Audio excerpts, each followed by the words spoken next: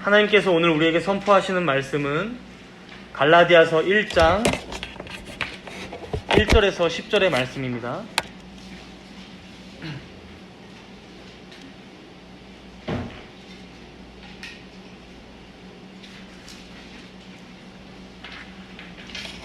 신약성경 301페이지에 갈라디아서 1장이 있습니다.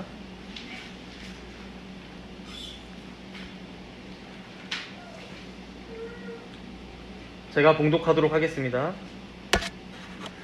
사람들에게서 난 것도 아니요 사람으로 말미암은 것도 아니요 오직 예수 그리스도와 그를 죽은 자 가운데서 살리신 하나님 아버지로 말미암아 사도된 바울은 함께 있는 모든 형제와 더불어 갈라디아 여러 교회들에게 우리 하나님 아버지와 주 예수 그리스도로부터 은혜와 평강이 있기를 원하노라.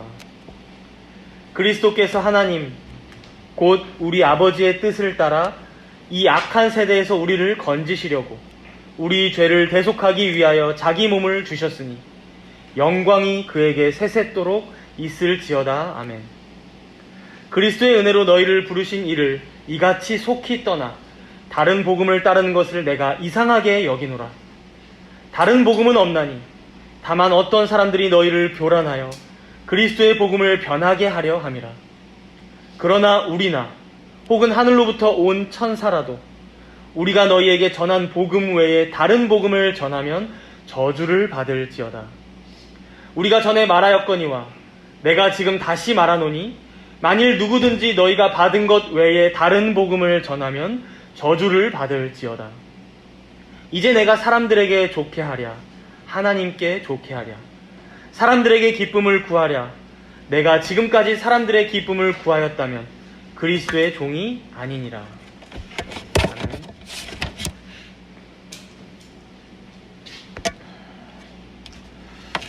오늘부터 우리는 갈라디아서 말씀을 살펴보게 됩니다.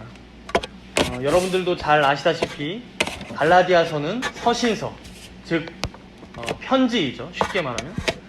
그래서 보통 편지에 들어가야 될 요소들이 있듯이 이 신약의 서신서들도 우리가 잘 살펴보면 어떤 일정한 패턴으로 그 구조가 짜여져 있고 그리고 또 꼭 들어가야 할 요소들이 적절하게 배치되어 있는 것을 우리가 볼 수 있습니다. 먼저 우리가 편지라면 누가 보내는 편지인지를 알아야겠죠. 그래서 오늘 본문 1절을 한번 보십시오. 본문 1절을 보시면 마지막 부분에 보면 정확하게 나와 있죠. 사도된 바울은 이라고 이제 보내는 사람, 지금 이 편지의 발신인이 누군지 나와 있습니다. 이제 이게 사실 한국말로 번역했을 때 자연스럽게 하려고 맨 마지막에 사도된 바울은 이라고 뒀지만 헬라어 원어로 이 갈라디아서 1장을 시작하는 것을 보게 되면 파울로스 아포스톨로스라고 해서 시작합니다. 사도된 바울은 하면서 이 편지가 시작하거든요. 그러니까 맨 처음부터 사실 이 발신인, 누가 보내는 편지인지를 밝히고 있습니다. 그리고 2절에 여러분 한번 보시면 이 편지를 이제 받는 사람이 누군지, 즉 수신인이 누구인지 적혀 있어요. 누굽니까? 갈라디아 여러 교회들에게. 그럼 여기서 이제 말하는 갈라디아 여러 교회들이 어디냐? 이제 이게 좀 논쟁이 있는데요. 뭐 남갈라디아설, 북갈라디아설, 이제 갈라디아 지방에서 봤을 때 남쪽이냐 북쪽이냐 뭐 이런 식으로 이제 논쟁이 있지만요. 유력한 것은 남갈라디아설, 즉 사도 바울이 1차 전도 여행을 다녀온 뒤에 바로 그 다녀온 지방이었던 갈라디아 교회들에게 쓴 편지다라고 이제 생각하는 게 가장 타당해 보입니다. 그래서 1차 전도 여행 때 어디를 다녀왔나 이 도시들을 보면요. 여러분들 한 번쯤은 들어보셨어요. 왜냐면 사도행전 말씀을 들으셨기 때문에 한 번쯤은 들어보신 이름들일 거예요. 비시디아 안디옥, 그리고 이고니온, 그리고 루스드라, 더베. 이제 이 네 도시를 중심으로 세워진 교회들에게, 즉 갈라디아, 지금으로 보자면 노회에게 보낸 편지라고 보는 게 가장 쉬울 것 같아요. 그리고 이 노회에서, 갈라디아 노회가 이제 이 편지를 받게 되면 어떻게 했겠습니까? 순서대로 각 지교회마다 목사님이나 장로님들이 들고 가서 이제 그 지역교회 성도들과 함께 돌려보면서 읽었다 해서 이걸 돌려 읽었다, 돌려 읽는 편지다, 회람서신이라고 우리가 부르는 겁니다. 회람서신. 이렇게 이제 편지를 보내는 사람, 그리고 받는 사람을 1절과 2절에 딱 밝히고 나서 이제 3절을 보시면요, 인사를 합니다. 첫 인사를 건네는데요. 우리 3절을 함께 읽도록 하겠습니다. 갈라디아서 1장 3절. 3절입니다. 우리 하나님 아버지와 주 예수 그리스도로부터 은혜와 평강이 있기를 원하노라. 사실 이 구절을 읽어보면 우리에게 아주 익숙한 구절이죠. 이제 신약의 웬만한 서신서들을 보면요, 발신인과 수신인을 밝힌 뒤에 거의 이 구절이 관용 어구처럼 등장해요. 그러니까 거의 쓰이는 인사말이에요. 우리 하나님 아버지와 주 예수 그리스도로부터 은혜와 평강이 있기를 원하노라. 물론 이 구절 자체에도 아주 의미가 깊은 중요한 말씀이지만 당시 이들에게는 마치 우리가 평안하셨죠? 그간 잘 지내셨죠? 안녕하세요 하는 것처럼 이제 연락을 시작할 때 하는 인사말이다라고 우리가 볼 수 있습니다. 그래서 지금 갈라디아서가 시작하는 이 1절부터 5절을 한번 보시면 한 단락이죠. 물론 4절과 5절은 덧붙여진 내용이라서 이따가 또 살펴보면서 마치겠지만 이 단락을 우리는 인사말 단락이라고 얘기합니다. 인사말 단락. 그래서 이 인사말 단락의 구성이 지금 어떻게 됩니까? 편지를 보내는 사람, 그리고 받는 사람, 그리고 전형적인 인사. 그리고 나서 이제 1장 6절부터는 본론이 시작돼요. 갈라디아서 1장 6절부터는 본론이 시작되고 그게 쭉 뒤로 가서 여러분 쭉 한번 넘겨보세요. 쭉 갈라디아서 6장까지 넘겨보세요. 눈으로 보시는 게 좋으니까. 쭉 뒤로 가서 6장 10절까지 이 본론이 이어져요. 그러니까 인사말, 본론, 그 다음에 6장 11절부터 마지막 18절까지가 결론과 마지막 인사. 이게 이제 전체적인 이 갈라디아서의 구조라고 보시면 됩니다. 물론 본론의 내용들은 또 다 각각 나뉘지만 쉽게 생각하면 이거죠. 인사말, 본론, 결론. 쉽죠? 딱 세 부분으로 구성되어 있어요, 편지가. 그런데 우리가 이제 여기 앞으로 다시 돌아와서 이제 인사말을 살펴보면서 좀 유심히 봐야 할 내용들이 있어요. 이제 바울의 서신서들이 여러분들도 아시지만 신약에 아주 많죠? 많다 보니까 이것들을 다 비교해서 살펴보다 보면 이 서신서는 이런 것이 특이하네? 이런 서신서는 이런 내용이 다른 데는 없는데 들어가 있네? 뭐 이런 것들이 있어요. 그래서 그런 부분들을 통해서 바울이 이 서신서를 통해서 특별히 이 교회에게 하고 싶은 말이 이거구나라고 우리가 추측해 볼 수 있는 것이죠. 그래서 이제 그런 점에서 오늘 1절에 이제 발신인을 밝히는 부분이 아주 특이합니다. 우리 함께 1절을 한 번 더 읽도록 하겠습니다. 1절, 본문 1절. 함께 읽습니다. 사람들에게서 난 것도 아니요 사람으로 말미암은 것도 아니요 오직 예수 그리스도와 그를 죽은 자 가운데서 살리신 하나님 아버지로 말미암아 사도된 바울은. 이제 우리가 이 구절만 딱 보게 되면은 뭐 그냥 이게 평이한 거 아닌가 생각할 수 있는데 갈라디아서 바로 앞에 있는 서신서가 뭐죠? 바로 앞에 있는 서신서? 성경을 보십시오. 고린도후서죠. 고린도후서.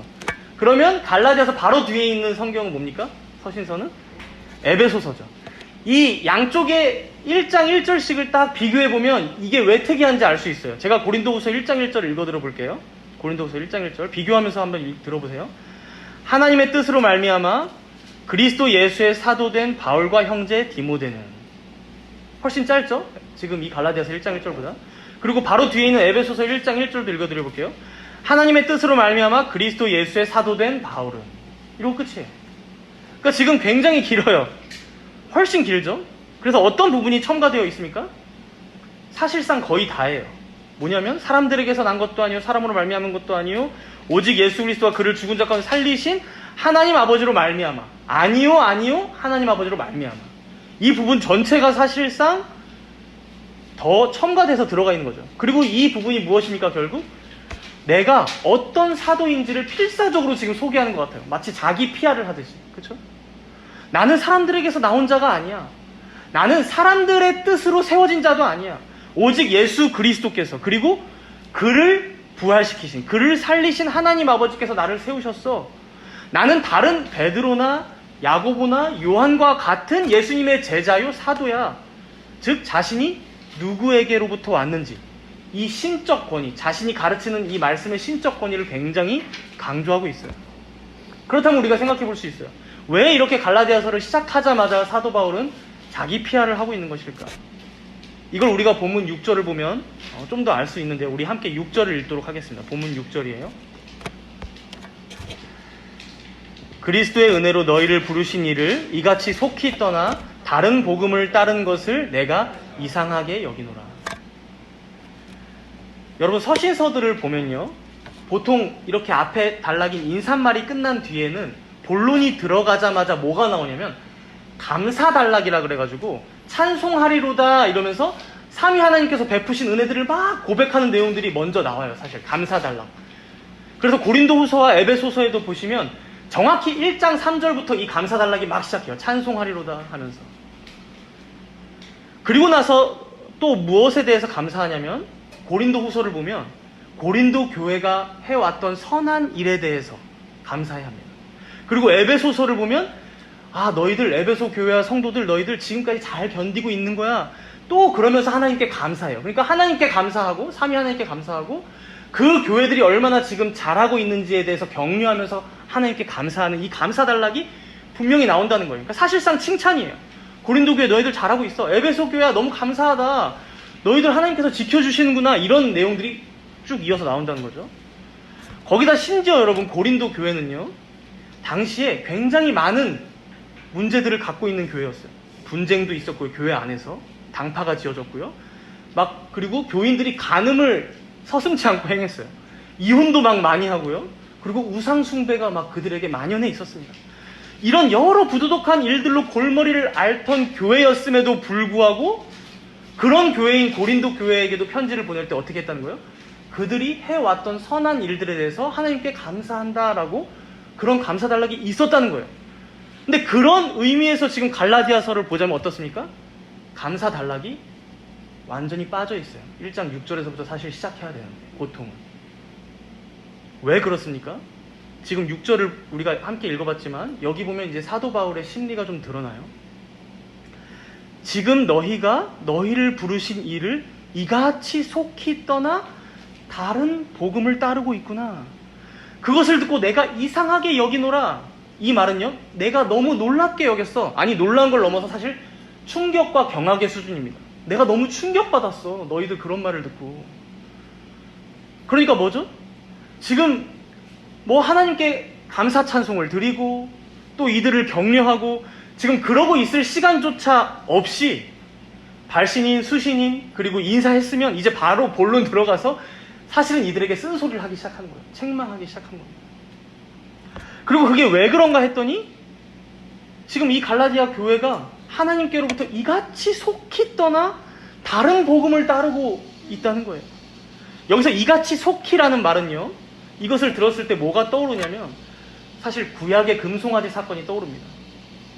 여러분, 구약의 금송아지 사건이 우리가 이제 출애굽기 한 중간에 있으니까 출애굽한 지 오랜 시간이 지나서 이런 일이 일어났나 싶지만요, 거의 1년이 되지 않았을 때 일어난 일이에요. 나오고 난 지. 그때 이제 이스라엘 백성들은 애굽에서 해방된 지 그러니까 얼마 되지 않았었던 때고, 또 방금 전에 시내산에서 율법을 받으면서 하나님과 언약을 맺었던 상태였어요.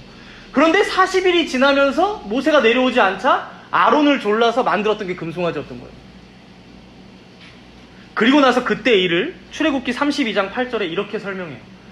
그들이 내가 그들에게 명령한 길을 속히 떠나. 그러니까 사도 바울은 마치 구약의 이스라엘 백성들이 하나님께로부터 건짐받고 언약 백성이 되고 계명을 받은 지 채 얼마 되지도 않아서 속히 그것으로부터 돌아섰던 것처럼 너희도 지금 이같이 속히 하나님을 떠나고 있구나라고 꼬집고 있는 거예요. 너희들 나한테 말씀 들은 지 얼마나 됐다고 그러냐는 것이죠. 그리고 여기서 이제 떠나라는 단어를 보면요, 메타티테미라고 해가지고 돌아서다, 충성을 옮기다, 누군가에게서 옮기다, 그래서 변절하다라는 이런 의미를 가져요. 그래서 당시에 이제 군대에서 반란을 일으켜서 탈영병에게 메타티테미라고 이제 얘기했고, 또 정치적으로 사람을 배반하고 박쥐처럼 다른 데 갖다 붙는 사람에게 메타티테미, 변절자다, 이런 식으로 이용됐던 단어가 바로 이 단어예요. 그러니까 지금 사도 바울은 갈라디아 교인들에게 뭐라고 하고 있는 겁니까? 너희가 나에게 복음을 듣고 나에게 가르침을 받고 그래서 예수님을 믿고 그 은혜를 받은 지가 얼마 되지도 않았는데, 이 연대상으로 보면요, 아마 채 1년이 되지 않았던 걸로 보여요. 아니 몇 달이 안 됐을 거라고도 사실은 보여. 복귀하자마자 쓴 편지가 갈라디아서거든요. 1차 전도 여행 다녀오자마자 거의 안디옥에서 썼던 걸로 보여. 수리아 안디옥. 그런데 이같이 속히 그 은혜의 복음으로부터 떠나고 하나님께로부터 변절하고 있는 게 지금 이게 옳은 일이니? 라고 물어보는 거야. 옳은 일이니? 나는 그 말을 듣고 너무 놀랐어. 너무 충격받았어. 여러분, 갈라디아서는 이제 사도 바울이 썼던 가장 첫 번째 서신으로 알려져 있어요. 가장 첫 번째 서신이에요. 가장 먼저 썼던. 거기다 자신의 첫 번째였던 1차 전도 여행을 마치고 돌아왔어요. 그런데 잠깐 쉬는 동안 들었던 소식이 자신이 그렇게 복음을 전하고 다녔던 그 갈라디아 교회들이 자신이 전한 복음이 아닌 다른 복음에 현혹되어서 하나님을 떠나고 있다. 그 은혜의 복음으로부터 돌아서고 있다. 이 소리를 들으니 얼마나 황당하고 얼마나 놀랍고 얼마나 실망스러웠을까요? 지금 그런 바울의 심정이 이 서신서에 그대로 고스란히 드러나고 있는 거예요. 심지어 여러분, 이 갈라디아 교회들이 어떤 교회들이었는지 우리가 사도행전을 통해서 알 수 있잖아요. 1차 전도 여행 다녔던 내용들을 보면. 그걸 보면 이제 바울의 심정이 더 공감이 가요. 그래서 아까 전에 말했던 이 네 도시에 대해서 잠깐 사도행전에서 그 기록을 보면요. 먼저 비시디아 안디옥에서 이제 바울과 바나바가 복음을 전했어요. 그리고 그때 들었던 이방인들의 반응이 어땠냐면요. 사도행전 13장 48절 이렇게 나와요. 이방인들이 듣고 기뻐하여 하나님의 말씀을 찬송하며 영생을 주시기로 작정된 자는 다 믿더라. 여러분 들어보신 말씀이죠? 이 말씀이 바로 비시디아 안디옥에서 있었던 말씀이에요. 지금 유대인들이 아니에요. 이방인들이 이 그리스도 안에서 값없이 베풀어 주시는 죄사함의 복음을 듣고 너무 기뻐서 하나님을 찬송하고 영생 받기로 작정된 자들이 다 믿었다는 거예요. 얼마나 은혜로운 기록입니까? 그리고 이어지는 이고니온에서도 바울과 바나바는 복음을 성실히 전했는데 여기서는 사실 죽을 뻔했습니다. 돌에 맞아 죽을 뻔해서 막 도망쳐 나가요. 그리고 루스드라로 바로 넘어가는데 여기서도 또 당연히 복음을 전하죠. 근데 이고니온에서부터 쫓아온 유대인들 때문에 결국 여기서는 바울이 돌에 맞아 죽어요. 사실상 거의 죽었다고 볼 수 있는 단어였어요. 그런데 이제 우리가 알다시피 감사하게도 살아있었죠. 성 밖에 갖다 버렸는데 이후에 또 일어나서 더베로 넘어와요. 몸이 채 다 회복되기도 전이에요. 그러니까 목숨 걸고 간 거예요. 또 2, 3일도 안 됐어요. 그런데 또 더베에서 복음을 전했고 거기서의 기록이 어떠냐면 사도행전 14장 21절에 보면 복음을 그 성에 전하여 많은 사람을 제자로 삼고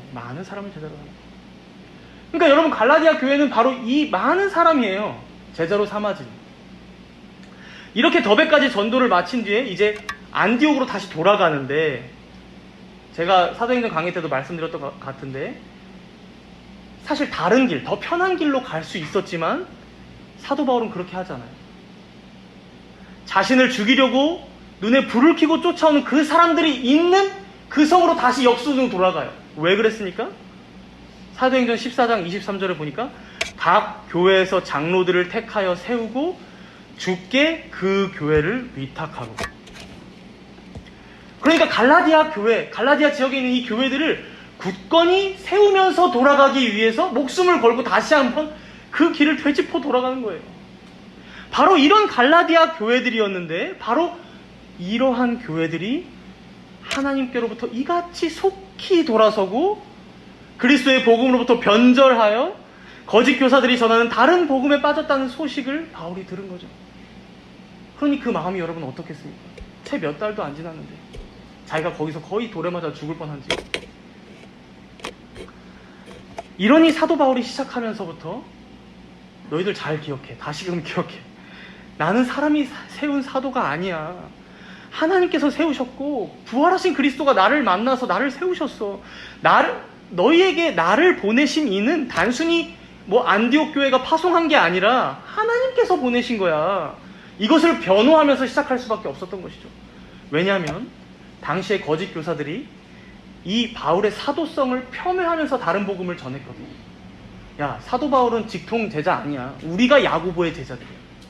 우리가 사도들의 진짜 제자들이고 사도 바울 또한 그 사도들에게 배운 적은 있을지 몰라도 좀 덜 배운 것 같아. 우리가 배우는 이 말씀을 따라야지만 너희들 구원받을 수 있어 라고 얘기했던 것이죠.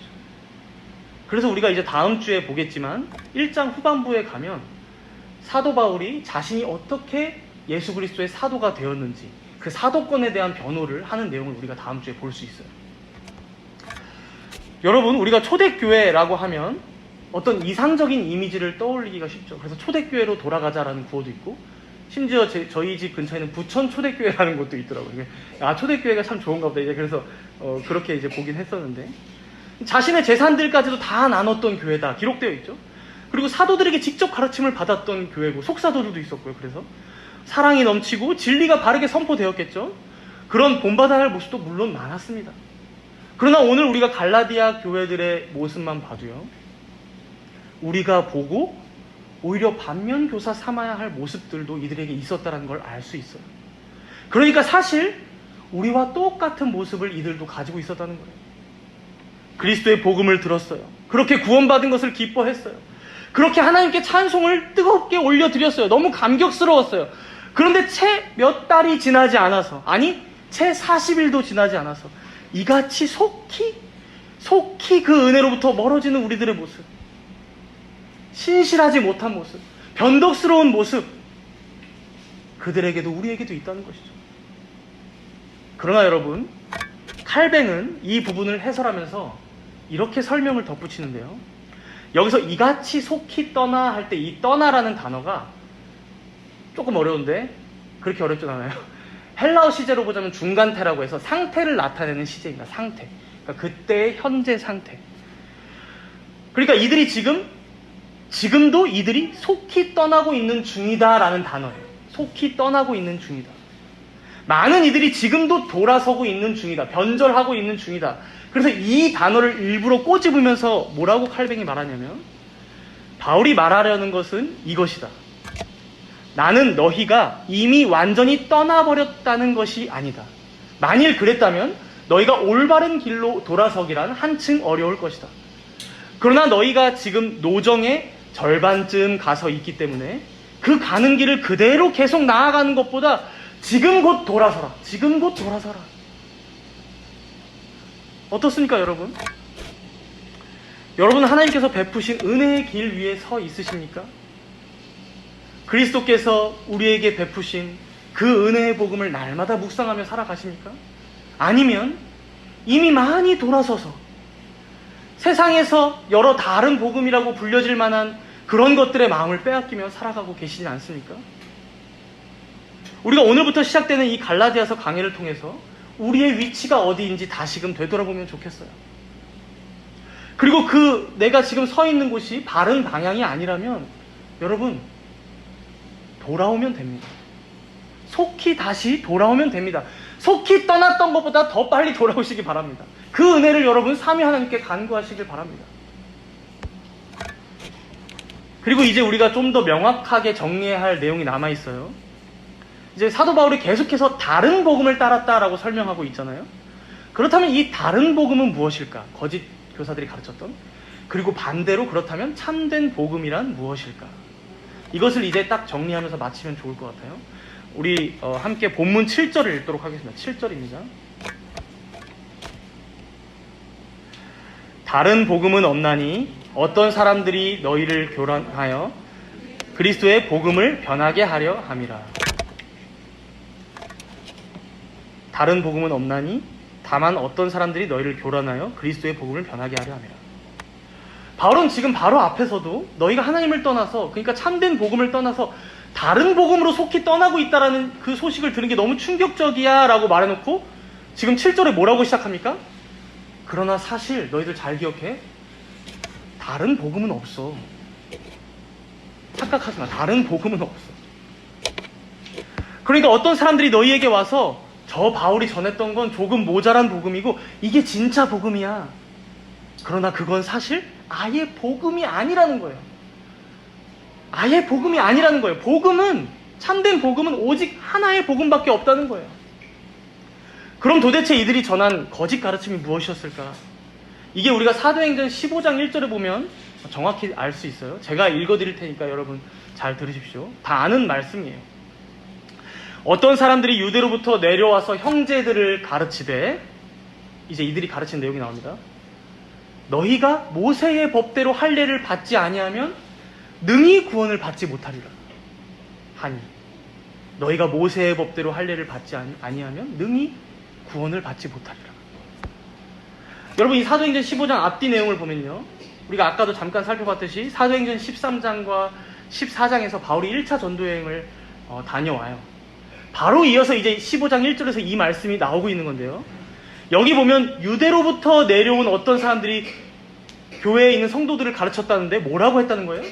너희가 모세의 법대로 할례를 받지 아니하면 구원도 사실 못 받는 거야. 할례 먼저 받아야 돼. 할례 먼저 받아야 돼. 아이러니한 것은요, 지금 이걸 주장하는 사람들도 여러분, 예수님을 믿는 사람들이 맞아요. 예수님 믿는 사람들이에요. 이들도 똑같이 예수님 믿는 그리스도인들이었어요. 그런데 이 유대인들이 이방인들에게 뭘 요구했다는 거예요? 너희들 그리스도인이 정말 되고 싶니? 참된 그리스도인? 그러면 먼저 우리 유대인처럼 돼야 돼 라고 얘기하는 거예요. 우리 유대인이 되고 나서 그리스도인이 될 수 있어 라고 얘기하는 거예요. 그러니까 우리가 오랫동안 지켜왔던 모세의 율법이 있거든. 우리가 언약 백성들에게 행했던 할례라는 전통이 있거든. 그거 하고 나서 너희들 예수님 믿어야 구원받을 수 있는 거야 라고 가르쳤다는 거예요. 바로 이 사람들의 이러한 잘못된 주장 때문에요, 여러분, 우리가 이제 추측해 볼 수 있는 거예요. 당시 갈라디아 교회를 비롯한 많은 교회들이 혼란을 겪고 있었던 거예요, 이미. 그래서 사도 바울은 이 갈라디아서 편지를 쓸 수밖에 없었던 것이고, 그래서 사도행전 15장에서 사도들이 다 같이 모여서 예루살렘에서 전체 교회 회의, 공의회를 열 수밖에 없었던 거예요. 사도행전 15장에 보면 사도들과 장로들이 모여서 공의회를 열죠. 예루살렘 공의회. 이 거짓 교사들의 주장대로 하자면 어떻습니까? 핵심이 무엇입니까, 여러분? 결국 구원은요, 그리스도의 구속의 은혜에 근거하지 않게 되는 거예요. 그렇죠? 그리스도의 구속의 은혜가 무슨 소용이 있습니까? 먼저 할례를 받아야지만 된다는데. 그러니까 유대인이라는 혈통이 그들에게는 구원의 근거가 된 것이고요. 그리고 유대인을 따라하는 그 율법을 조금 지키는 그 행위에 구원 여부가 판가름 나게 되는 것이죠. 그렇죠? 그래서 사도 바울은 갈라디아서 3장 1절과 2절에서 이렇게 말씀해요. 우리 한 장만 넘겨봅시다. 갈라디아서 3장 1절과 2절에 보면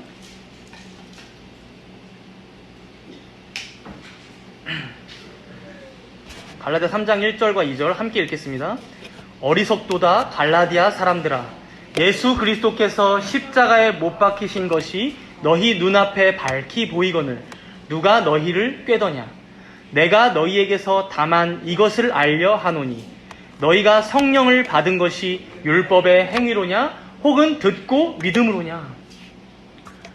갈라디아 사람들아, 너희들 참 어리석다. 어떻게 그런 가르침에, 거짓 가르침에 넘어가냐? 너희들 잘 생각해봐라. 그들의 가르침처럼 할례를 받아야만, 그러니까 모세의 율법을 지켜야만 구원받는 것이라면, 그게 정말 그들의 말이 맞다면 그리스도께서 십자가에서 달려서 죽으실 이유가 뭐가 있냐? 그냥 율법 잘 지켜서 그대로 쭉 구원받지. 너희가 그 율법 하나도 지킬 능력이 없으니 예수님께서 십자가에서 너희를 위하여 대신 죽으신 거 아니냐? 이처럼 예수 그리스도께서 십자가에 못 박히신 것이 너희 눈앞에 밝히 보이고 있는데 누가 너희를 지금 거짓 가르침을 꾀더냐? 그러니까 여러분, 핵심이 이거죠. 거짓 교사들은 너희들 구원받고 싶어? 너희들 그리스도인 되고 싶어? 그럼 십자가에 달려서 죽으신 예수님을 믿는 걸로는 부족해. 조금 부족해. 뭐가 있어야 되냐면 그 믿음에 더해서 율법을 지키는 그 행위가 있어야 돼. 믿음도 중요한데 행위도 있어야 돼라고 얘기한 거죠. 율법 구원의 근거로 얘기한 거죠. 그렇다면 이들은 왜 이런 주장을 했겠습니까, 지금? 자신들이 지금까지 1000년 넘게 지켜온 이 전통을, 이 문화를 넘어서지 못하고 있는 거예요.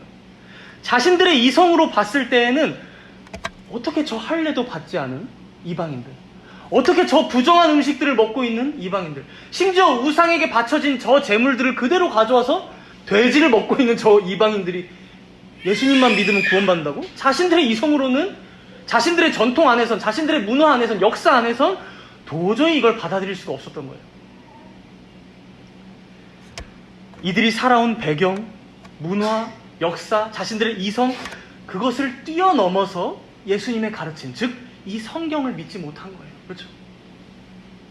이 진리를 자신들의 생각에 끼워 맞추다 보니까, 점점점 끼워 맞추다 보니까 어떻게 된 거예요? 복음이 교묘하게 변절되어 버린 것이죠. 그러나 사도 바울은 지금 뭐라고 선언합니까?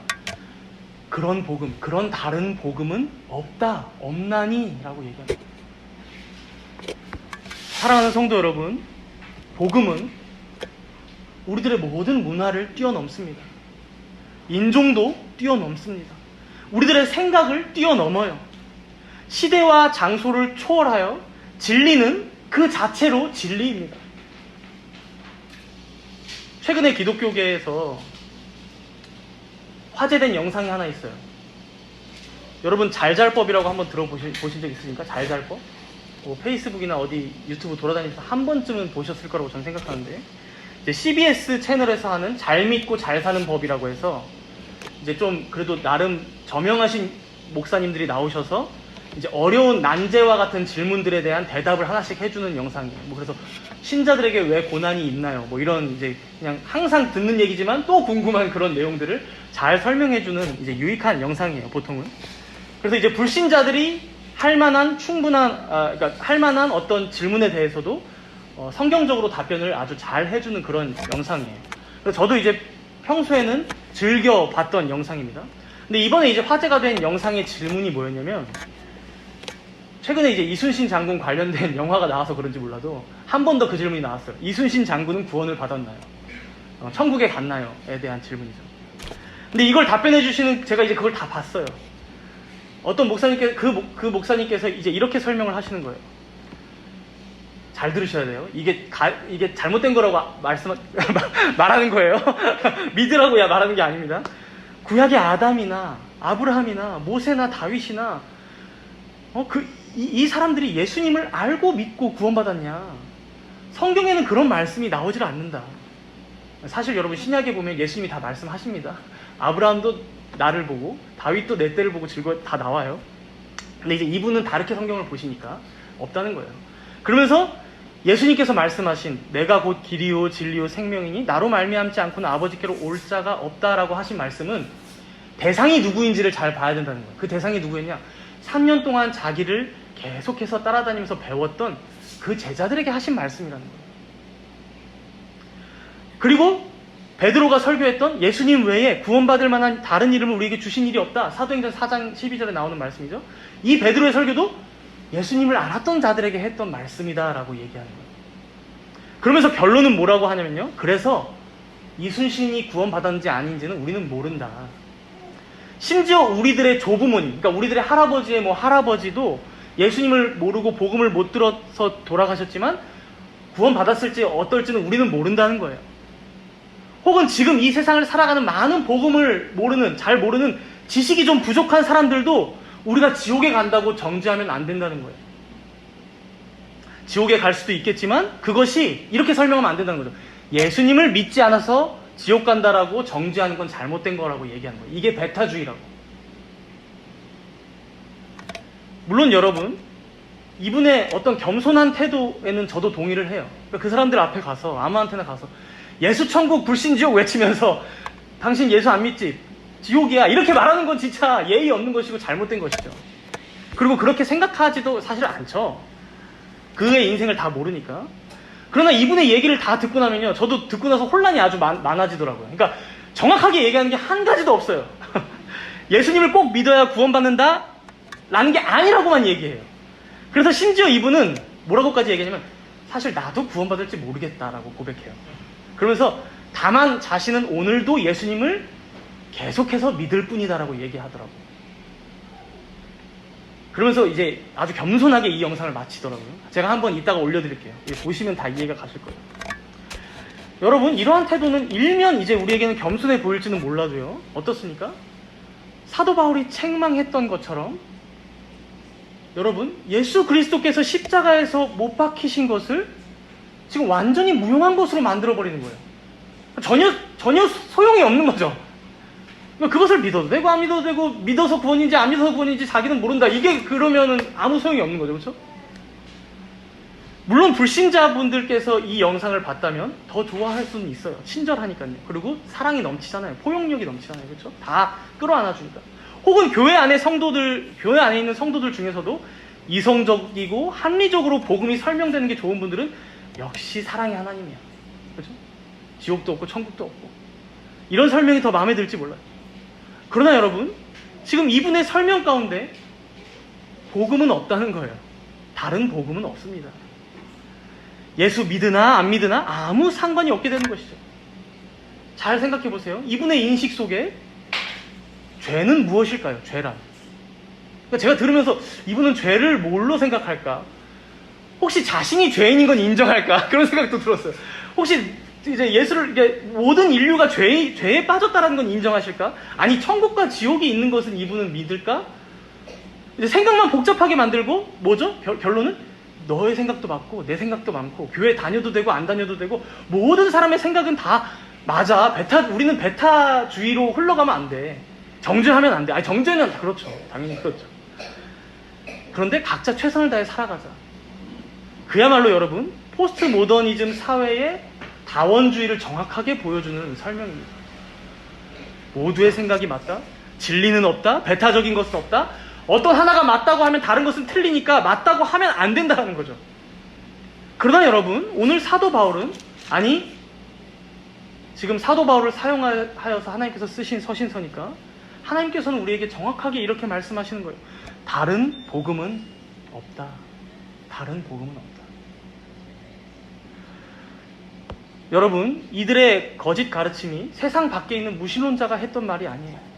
오늘 이 영상에서도 마찬가지지만 세상의 철학가가 하는 말들이 아닙니다. 성경을 믿는다라고, 그분의 영상을 보면 자기가 성경 믿는다고 얘기해요. 그리고 자신은 예수님만 주님이라고 얘기해요. 자신은 그분께만 구원이 있다고 얘기하는데 다른 사람들이 강요하면 안 된다라고 하면서 모두의 생각이 맞다라고 얘기하는 거죠. 갈라디아서의 시대에서 지금 2000년이 흘렀지만요, 여전히 교회 안에, 죄송합니다, 그분만 얘기하는 건 아니에요, 이런 거짓 교사들이 있습니다. 그리고 여전히 이런 거짓 가르침은 우리들의 귀를 솔깃하게 만든다는 것을 우리는 꼭 기억하면서 경계하면서 분별해야 한다는 거예요. 그 영상 이따가 올려드릴 텐데 댓글을 한번 보시면 칭찬 일색이에요. 저 너무 놀랐어요.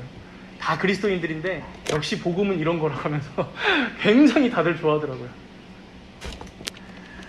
그런 쪽의 흐름으로 가는 것 같아요, 이 시대는. 네. 이제 그런가 하면 이런 거짓 복음이 우리 개인들에게는 어떻게 작용할까요? 이제 필립 라이큰이라는 미국에 있는 제10 장로교회, 숫자 10이에요. 제10 장로교회 담임 목사님이 계신데, 이분은 이것을 현대의 복음이라고 명명하면서 이 다른 복음에 대해서 이렇게 설명을 합니다. 들어보세요. 우리는 교회에서 여러 복음에 대해 예배한다. 예수가 재정을 얻기 위한 기림을 가르치는 물질적인 번영의 복음. 예수가 행복한 가정을 위한 기림을 가르치는 가족의 가치를 소중히 여기는 복음. 예수가 개인의 성취를 위한 기림을 가르치는 자아의 복음. 예수가 존경을 받는 기림을 가르치는 종교적 전통의 복음. 예수가 좋은 사람이 되기 위한 기림을 가르치는 도덕의 복음. 이러한 다른 복음들이 매우 위험한 이유는 그것들이 제공하는 모든 것들이 다 유익하다는 데 있다. 번영하고 좋은 가정을 꾸리고 바르게 행동하는 것은 물론 바람직한 일이다. 그러나 복음이 이 모든 것들에 지나지 않는다면 그것은 복음이 아니다. 현대의 복음들이 우리에게 복음이 될 때 우리는 유일한 복음이 있는 곳에서 변절할 위험에 처하게 된다. 어떻습니까, 여러분? 한편으로는 문화나 전통이나 우리들의 이성이 교리적으로 이 복음을 교묘하게 교란하고 있다면요, 또 한편으로는 세속적인 여러 가치들이 우리들이 믿고 의지하게 되는 복음이 되어서 우리의 마음을 혼란케 하고 있다는 거예요. 여러분, 성도들이, 한국교회 성도들이라고 하죠. 한국교회 성도들이 주일날 모여서 가장 많이 하는 얘기가 무엇인 줄 아십니까? 요즘은 그나마 나아졌는데 아파트 얘기예요. 아파트 얘기. 가장 많이 해요. 저기 넣어봤어? 거기는 얼마나 올랐어? 또 뭐가 있습니까? 자식 얘기. 그것이 자랑이든 한탄이든. 청년들은 어떻습니까? 남자친구 얘기, 여자친구 얘기, 이성적인 연애 얘기. 물론 여러분, 어떤 얘기든 교회에서 서로가 허심탄회하게 하면 좋습니다. 서로 그만큼 친밀하고 또 가깝게 교제하는 것이죠. 고민이 있으니까 서로가 얘기하는 것이고요. 그러나 여러분, 우리가 잘 분별해야 한다는 거예요. 이러한 말들이 그저 교제에, 성도의 거룩한 교제의 일부분에서 그치는 정도가 아니라 혹시 어느새 우리에게 그리스도께서 베푸신 구속의 은혜보다 더 중요한 것이 되고 있진 않냐는 거예요. 더 중요한 것이. 그것들이 우리들의 인생을 지배하고 우리들의 생각을 사로잡고, 그래서 마치 그것이 해결되면 내 인생의 모든 문제가 다 풀릴 것처럼 복음으로 여기고 있진 않은지, 그것이 내 삶을 다 휘어잡고 있진 않은지 우리는 분별해야 한다는 것이죠. 경계하게. 그래서 필립 라이큰 목사님께서 현대의 복음이라고 명명한 이 모든 것들은요, 사실 우리 인생에서 조금 필요한 부수적인 것들임을 여러분 잊지 마시기 바랍니다. 부수적인 것들이에요. 복음이 아닌 다른 것들은 부수적인 것들이에요. 물론 더 있으면 좋고 편안합니다. 저도 인정합니다. 그러나 그것 자체가 결코 복음이 되진 않는다는 거예요. 그것이 우리를 죄로부터 구원해내는 복음이 아니라는 거예요. 그것이 우리의 인생을 책임지지도 못할 뿐더러 그것이 우리에게 영생을 가져다 주지도 못한다는 거예요. 그렇죠? 그래서 칼뱅은 자신의 기독교 강요에서 이렇게 말합니다. 만일 우리가 구속을 원한다면 그것은 그의 고난에 있다. 죄사함을 구한다면 그의 정죄 받으심에서 찾을 수 있다.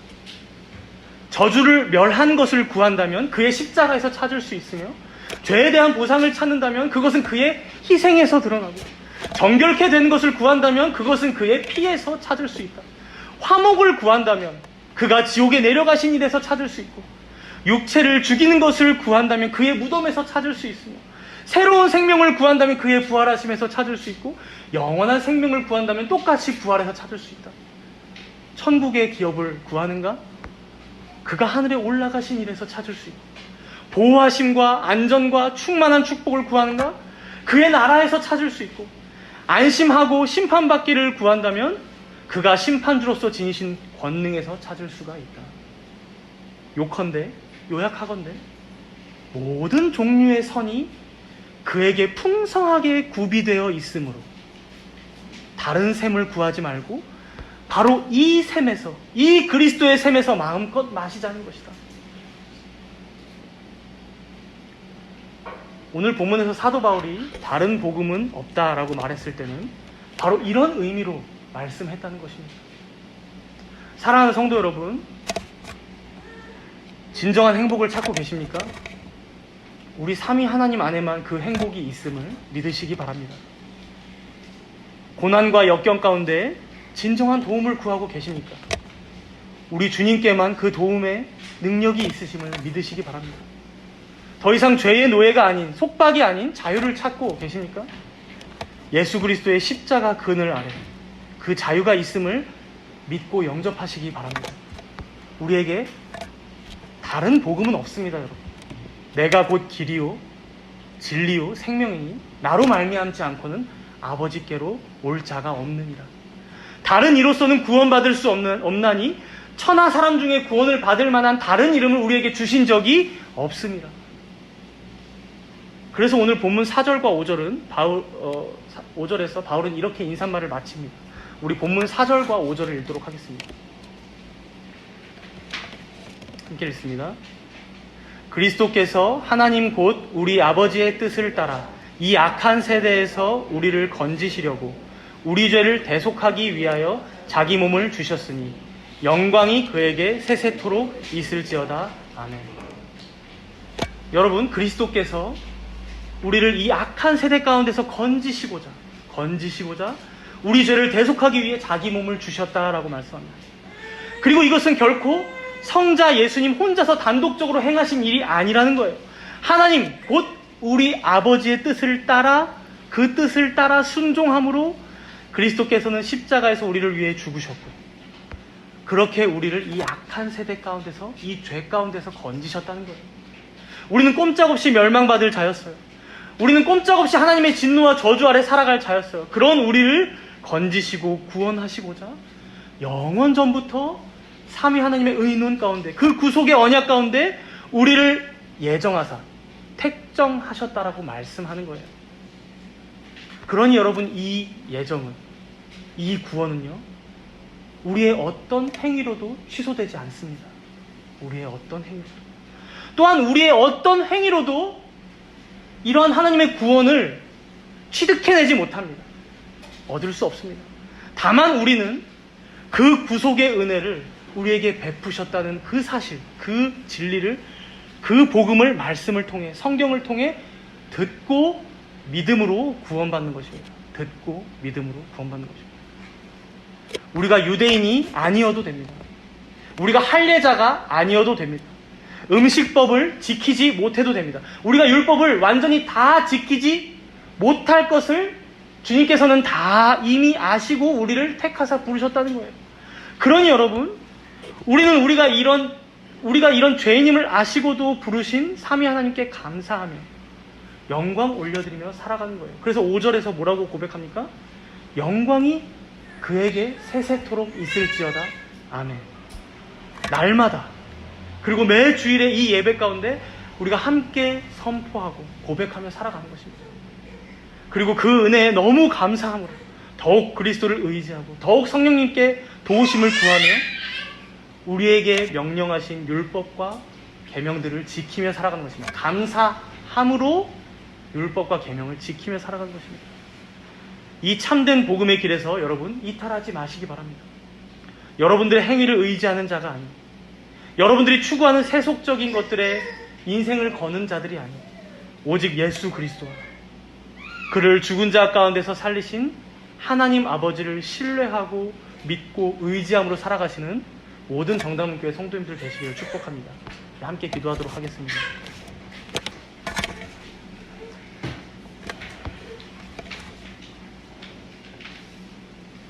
주님, 우리는 하나님께서 베푸시는 구원의 은혜를 다 받고 누리며 살아가면서 그곳으로부터 속히 이탈하여 결국 내 행위를 의지하며 살아가는 자들은 아닌지요.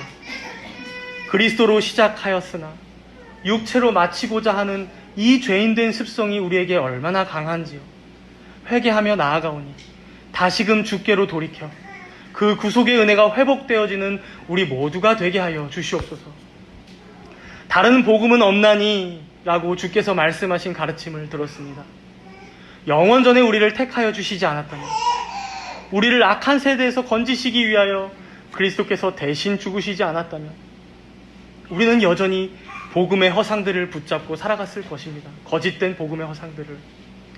그러나 이런 우리를 택하사 복음으로 불러주셨사오니 그 은혜에 감사함으로 날마다 주를 찬양하며 영광 돌리며 살아가는 인생들 모두가 되게 하여 주시옵소서. 이렇게 오늘 들은 말씀들을 기억하며 잠시 동안 회개와 감사의 기도로 나아가도록 하겠습니다.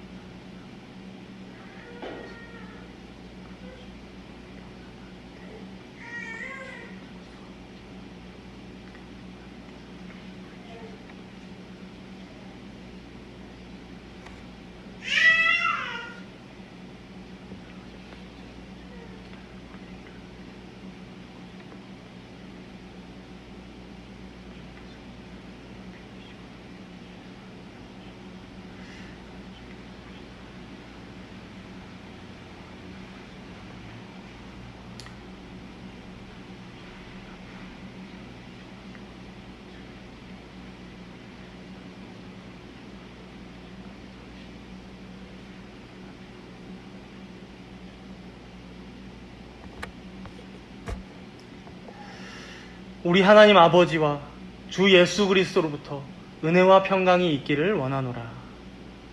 사랑이 많으신 하나님 아버지, 주님께서는 날마다 우리에게 은혜와 평강이 있으라 복 내려 주시고 계시건만, 정작 우리는 이 은혜와 평강을 다 받은 자들임에도 마치 없는 자처럼 살아가고 있진 않은지 되돌아봅니다. 이미 그리스도 안에서 값없이 베푸신 그 구속의 은혜가 있는데 우리는 다른 곳에서 내 자신의 행복과 미래와 안위를 찾느라 허공에 손을 허우적거리며 살아가고 있지는 않은지요.